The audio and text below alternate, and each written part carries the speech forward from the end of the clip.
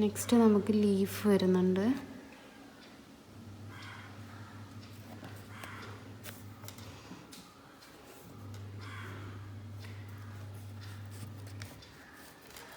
Leaf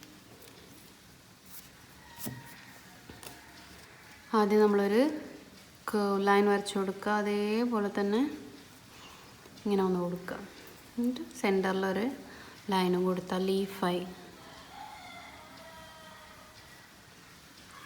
okay, ഇതാണ് ലീഫിൻ്റെ വരുന്നത്. ഇതിപ്പോൾ ലീഫ് നമ്മൾ ഒരുമിച്ച് ചെയ്യുമ്പോൾ എങ്ങനെ ചെയ്യുന്നതെന്ന് കൂടെ ഒന്ന് കാണിച്ചു തരാം. ആദ്യം നമ്മൾ ഇങ്ങനൊരു ലീഫ് കൊടുക്കുക. അതിന് തൊട്ടടുത്തായിട്ട് ഇങ്ങനെയും കൊടുക്കുക. മുകളിൽ ഒരെണ്ണം കൊടുത്തു. സെൻറ്ററിലൊക്കെ ഓരോ ലൈന് കൊടുക്കുക. കണ്ടില്ലേ?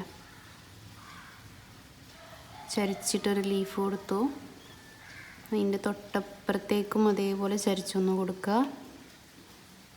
മുകളിലേക്ക് ഒരെണ്ണം കൊടുക്കുക. ലീഫായി. ഇതേപോലെ ലീഫിൻ്റെ വേറൊരു മെത്തേഡിൽ ഉള്ളതാണ്.